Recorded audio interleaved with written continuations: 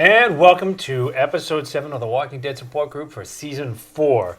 Tonight's episode was Dead Weight. I'm one of your hosts, Alex Mann. To my left, I have Jason McCarthy and Vinnie Jacobo to my right, filling in for Keith O'Brien.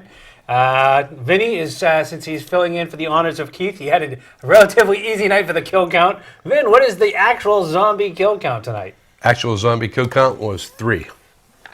Yeah, it was a little anticlimactic compared to last week. Exactly. All right. But we actually have a lot of living dead, a lot of the living killed, so that was interesting. Yes, it was. Jason, why don't you start us off with some of our announcements for the support group, which is taking on a huge new meaning this week. I'm not going to do individual names tonight because there are just way too many.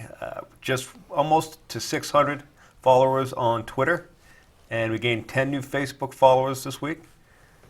Just a shout out to the Walking Dead News on Facebook. They get a ton of information. They do a lot of work. They can get us news and information literally from all over the world. Got to see different previews and stuff like that this week that wouldn't have been able to see without them because they don't show them here in this country. So thank you. All right. Well, let's get right into this week's episode of Dead Weight. This was certainly interesting. We had a couple of shall we say, house cleaning matters that needed to kind of go through is probably a good way to look at it. So what is your take on it, Vin, for tonight? Since you're our guest, we're going to let you go first. What is your take on Dead Weight in that title?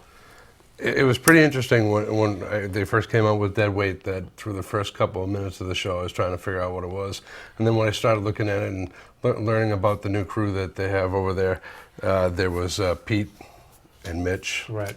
And I think Pete turned out to be more of the dead weight. Mitch had the experience with the what was it? The tank. So that was pretty much a plus. And if you really watch it, you could see the governor's eyes, or Brian, or whatever you would like to call him. His eyes kind of light up when he was hearing about his experience with that. So he looked for a secondary person instead of Martinez. You're getting the feeling that tank is definitely not just for hanging laundry on. Oh, it looks new. Yeah, that tank is going to come into play, I think. So, Jason, what's your take on Dead Weight? Well, first few minutes in, the artist formerly known as Martinez said that, two things. 1, on the bus. 2, no dead weight. And I think that entire show was about the governor showing how he was not in any way, shape, or form dead weight. Well, he wasn't dead weight. But a whole lot of people he believes are dead weight. He literally, and you know what, Ed, we were joking about this in the other room a little bit, but this is an ongoing issue I'm kind of starting to have with how they're casting this show. They literally, I mean, it's like the Highlander syndrome. There can only be one. So there can only be one leader. There can only be one Spanish guy. There's only one black guy. There's really only one love interest. And they start filtering this down. Well, tonight in that other group, we literally saw a guy who looked like Dale. We saw a guy who looked like Axel. Yep. He has rebuilt his team a little bit, and some of the other people on Facebook and Twitter were commenting about this, that he's rebuilt his team almost to kind of go up against the prison again. And you know what? I mean, it's just kind of strange how they always seem to have one, and then when the two meet, it's like some kind of interdimensional time vortex where you go back in time and meet yourself, and somehow, according to Einstein, that's not allowed. Well, it's certainly not allowed in the universe of The Walking Dead. If you run into a T-Dog, T-Dog's gone. So, I mean, that's paradox. It's a huge time paradox for them, I think. It's a character paradox. Well, one you didn't mention is, originally Merle was, up there the enforcer for the governor at Woodbury, and Shane was basically the enforcer for Rick, and the embodiment of both of those is Mitch. I think he's a good mix of both Merle and Shane. And I'll give Cynthia, who's in New Jersey, who doesn't see us live, but is does interact with us on Facebook and Twitter and catches us on the YouTube later on. She just said they're a mirror image of the group. So not only am I saying it, other people are saying it, and they don't even know we're saying it right now. So I didn't even have time to post that little idea up. One of the other things we love to do is our favorite kill. And, well, there was only 3. So maybe we'll, you know what, for tonight's episode of this, we're going to expand this into, if you want, you can add in a human. Go ahead, Jason. I loved the fact, and this didn't result as the kill, but the zombie stripper in the end, where he stripped the flesh right off of the zombie. Oh, where she pulled the leg? Yeah, it's just, Yep. He did die, but I didn't have much to choose from at that time. No, there's not a lot. For me, my favorite kill is going to be Pete, and only because I've said this before, and I know we've talked about this here, and it's been on Twitter and it's been on Facebook. Is what happens? Why can't they just go to an island and avoid them? Because we've never seen a zombie swim in any genre thing. Well, we saw it today. They're pretty good at scuba diving. Yeah. So that kill answered that question. So I'm pretty happy. I know people are very upset about tonight's episode because it's a second episode about the governor. You have to understand that this is the rise of the governor. You know that graphic novel was very popular. It's doing very well. They are coming up with a very similar storyline. You can't just do away with the governor and do it half-assed. No. They are giving you a storyline, and you're going to see the conflict. You're going to see this back and forth between. And we saw him at the door tonight at the prison. Vinny, what was your favorite kill of the night? I was also thinking Pete too. It was bringing memories too, where he's like underwater about the governor's aquarium. So here he is talking about this changed man that he is, and even Martinez thought the governor might have been a changed man, and obviously you saw that was not true. He's surviving. How he's surviving is, playing along, Right. and jumping in and becoming the head honcho. Well, it was bizarre because Martinez, his character tonight had some of his best scenes that he's had since up until this episode. He was always kind of a thug. Yeah. You didn't see him as an independent thinker. You didn't see him as a leader. And then you know what? He was under Philip, Brian, whatever, for a long time, and saw and adapted, and then created this camp that was relatively safe until he brought in the governor, which goes back to Rick's trepidation about bringing anyone in. Yeah. He's got his 3 questions. What is your quest? What is your favorite color? Oh, wait, no, that's the other 3 questions. But Rick has 3 questions, and it's a criteria to come in. And, and if you don't come in, hey, listen, we'll give you some supplies and best of luck to you. Yeah. But that doesn't, no one else is doing that. And the other thing that we learned tonight is we know there's a group in the prison. We know there's a group at Shady Acres, the RV camp. We know there was another group just kind of camped out with the tents and were very well supplied. And now there's a 4th group that came in and wiped them out. So there is a more aggressive threat than the governor. And the governor is going to have to deal with that because he's more at risk out there than the team prison is, I think. So why don't we move on to favorite line of the night? I get to go first on this one this week. And to me, the governor's ability to spin. He would have been a great PR guy for a politician, like a really corrupt politician.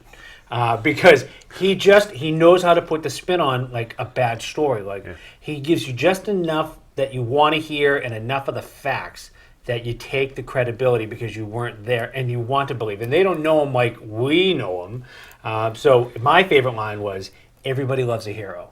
He's creating the hero story and giving them what they want. He was a hero. Even though they were mad he was going to take over, he's now dead. He's dead saving us so that we could help you. So now, well, it's his legacy. He's dead. We need to honor that legacy. Yeah. We're not going to question you guys running the show because you all have risked yourselves for us. So that was my favorite one. Vin, what was yours? I'm going to go to you because I'm tied between 2 different lines. So I just want to see what yours is.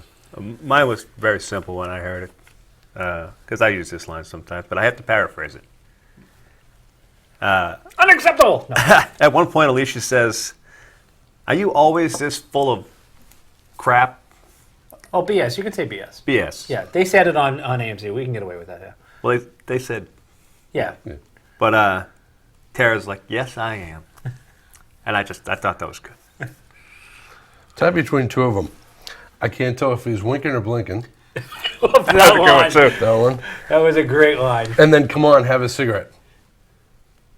Remember? Yes. Come on, have a cigarette. Now, if you look at it, it's 4 episodes that you've seen somebody smoking on there. You haven't seen this incidentally at the CDC. Pretty interesting when you're talking about the zombie apocalypse stuff. Well, one of the interesting things about whenever in genres of not just this, but whenever somebody's got a gun held at their head and the guy says, "Yeah, go ahead, have a cigarette," that's usually your last cigarette. I thought it was going. You know, I was like, yeah, I've seen this with Clint Eastwood. I know what's happening next. I know this guy's dead. I don't think he'd made up his mind at that point anyway, whether he was going to kill him or not. Yeah, and that's the thing. I think the governor's pretty good at figuring out who we can manipulate and who we can't. So from tonight, one of the things that we always like to kind of go through is our favorite moment of the night. So, Vinnie, you had 2 favorite quotes. Why don't you give us a favorite moment from tonight's episode, and we'll go from there. I think a couple ones that the head's being chopped off. I'm thinking that's Michonne's calling card. I know we talked about this See, before. I'm with you, but I don't think it's her. Really? See, I okay. think they want us to think It that. looked really. I mean, when she slices nice. So I thought this was a calling card because he knew that liar, rapist, murderer, and those. Yeah, were all but things I don't remember him raping any. Well, yeah, Maggie. Maggie. He kind of insinuated rape. Yeah. So I thought that, when we talked about it, he wanted to try and recreate himself, but you can't get away, I mean, she's like the walking AT&T, text message here where, hey, look, this guy's a bad guy. So that was one of the interesting things that I saw there. The Text message. Oh, I just caught up to that. Oh, the whole pitting the brother the signal's against dead. brother. There you Sorry, go. I had to. I had to. The brother, Pete and Mitch, that whole dichotomy of how everything was there, and also you learn the background of Brian, Pete, Phil Connors, about the whole background of how his daddy beat him too. So you're getting a little bit of insight into it and talking about him and his brother. So it was interesting seeing the whole brotherly concept on there, and one rose to the top, one rose to the back, one got beat, one didn't, but he took the blame for it. So it was Well, pretty in interesting. essence, we've almost had another Cain and Abel moment. Yep. Where, throughout all literature, you always have the 2 brothers, and the brothers are usually destined for one thing or another. They're the son of kings or something, and they're always destined to be at odds. They're always destined to struggle against each other, to rise up, to do better than their father, to do better than each other. And you know what? This was one of those moments where you thought, brothers would kind of stick together. Nope. Jay, what about you? What was your favorite moment of the night? Well, I had 2. One was... We got time, Nicole. Go ahead. The cliffhanger at the end. Just, is he going to take that pop shot at Michonne? If I were him, I would. I mean, it looked like it was just Michonne and Herschel. Right. If he kills Michonne, then, I mean, how much trouble is Herschel going to be? Well, I think there's going to be that drawdown, but I have a feeling we're not done with Michonne yet. No. So what I think is going to happen is something is going to sneak up around him, and he's going to have to quietly kill him and get out of there. Because he certainly doesn't want to start popping off around because there's too many people there. This is going to, and I'm just going to jump back in, because if you remember the quote in the beginning, you can't think forever. Sooner or later, you got to make a move. Yes. And that has he been has been we've well said known that also to about not make especially a Team move. Britain. He's thinking too much and not making a move. So you saw that a couple different times. But he did make a move and jumped himself into being in charge. But a lot of times you'll see him hesitate. He does. He seems to hesitate, but he does not hesitate because he's confused. He hesitates because he plays chess. Yep. That's the difference. Like the problem we've had a lot with anyone at Team Prison really comes down to the fact that they do hesitate a whole lot. Mm-hmm. There were decisions that they should have made, like closing doors, that they didn't do. The governor definitely wouldn't have done that. That door would have been closed. They did it in Woodbury. They didn't know you. They'd bring you in, but they'd lock that door. They took your weapons. No one else is doing that. You know, True. his approach to establishing the camp is going to make them survive, whether you like it or not. Him in that role keeps a camp going. You know that, that total dictatorship is the only thing that's really working because everyone's just kind of overwhelmed. People are not thinking things through properly, and he's willing to make a decision. But he does. He's that 5 steps, 6 steps ahead for chess. Jay, did you have a second moment that you Yeah, I liked? did. When they're hitting golf balls, Martinez is hitting golf balls off of the. Oh, you stole my Gilmore moment. Sorry. That's all right. Last week I predicted that the governor would change back very soon. Right. And I finally get to say that, how long have I been doing this? That I was right. You got one. Good job, buddy. But you could see the Dr. Jekyll, Mr. Hyde moment Right. where you knew that Martinez was done. Oh yeah. You know what I mean? Yeah. You could see it. You could see that transition. It happen. happened to because I had the same kind of favorite moment, and you saw it when he was talking to Tara, the governor's new girl. Yeah. That he was somewhat flirtatious, and she had said, "This is the safest I've felt since." Well, she felt safe with the governor there, and she's left and been on the road, and now all of a sudden this guy makes her feel safe. That was a kind of a threat to his manhood a little bit. So that you knew he was that was going to be gone. And going back to our earlier shout out to the Walking Dead news, that one of the spoilers they got came out of New Zealand that they had shared with us, and it showed Martinez getting tossed into that pit, and it also showed some of that golf scene. So what I found interesting, and even Chris, our executive director in there, had said this: how come they got a better preview than what we got? Because they did. They actually knew Martinez was going to die. Yeah. Now, granted, whenever we see previews here, it's usually not the next episode. It's a little bit of that episode near the end, and then it's like the episode after, and then really it's that third one away. Like the cliffhanger. Right. You saw that in the preview. So it's one of those you don't really you can't really sure. I think Hopefully, it's a time warp. They're like hours ahead. yeah, it's that soap opera type of time warp that a kid is born and then 2 seasons later they're running their father's multi-million-dollar corporation. There are a ton of women who watch our show that will love that joke and they will kill me. And that was for you. Send all your funny ha-ha moments to me. I said it, not them.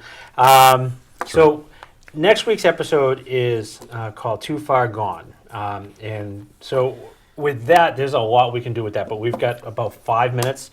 So Vin, what do you got? What do you think for next week?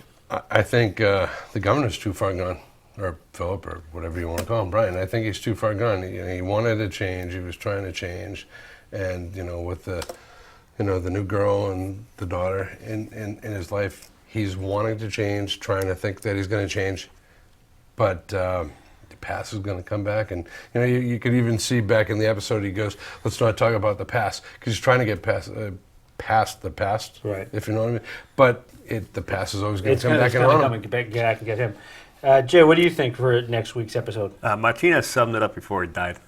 The governor, in reference to the governor, he says, some things you don't come back from, or you can't come back from. Either you live with them or you don't. And I think that was a quick summary of, the transition that the governor's going through again. I think And Martinez meant, though, like, can I live with what I've done? Oh, wait, you're not going to live with what I've done. Right. Thanks a lot, pal.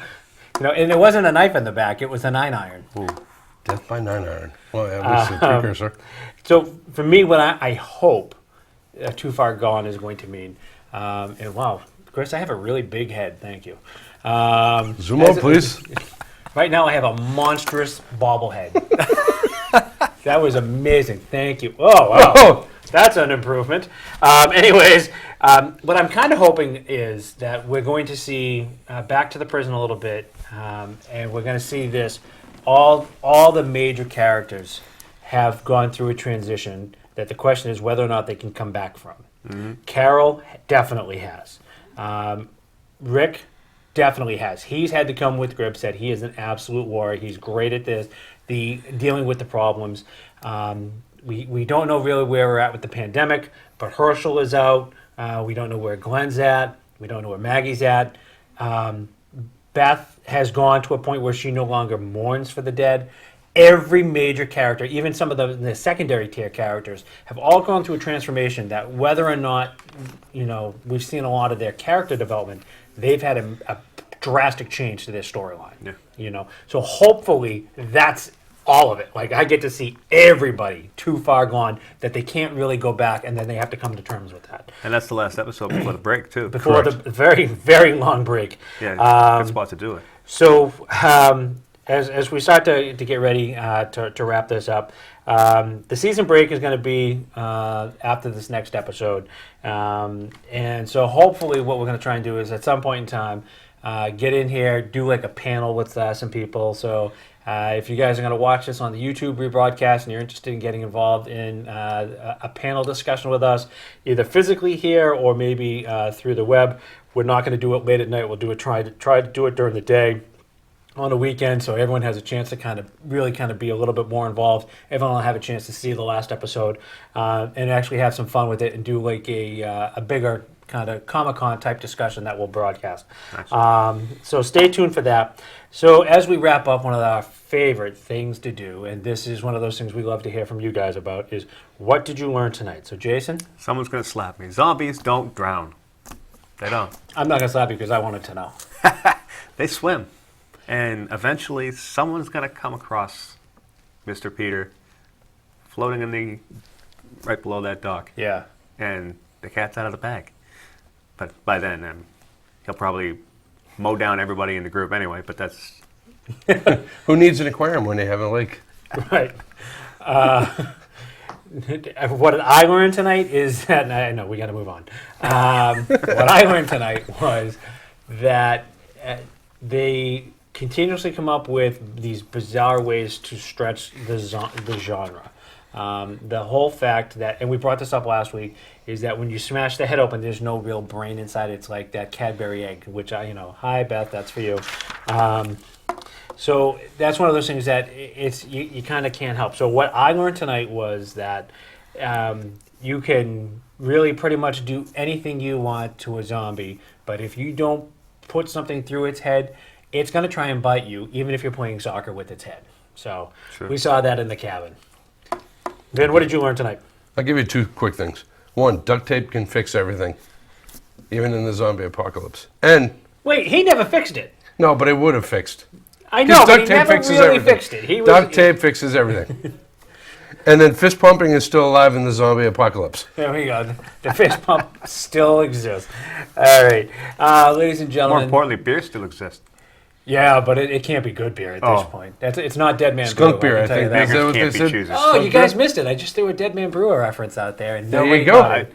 That was for you, Try it. Kyle. It'll That be was marketed good. soon. So anyway, Telling to you. Vinny, thank you for filling in for Keith tonight. Good job, Jason. Excellent. And thank you for joining us everywhere from Twitter to Facebook to YouTube to right here. My name is Alex Mann. I have Jason McCarthy, and our special guest sitting in tonight is Vinny DiGiacomo. Thanks, and walk on. Have a great night. Night, everybody. Good night.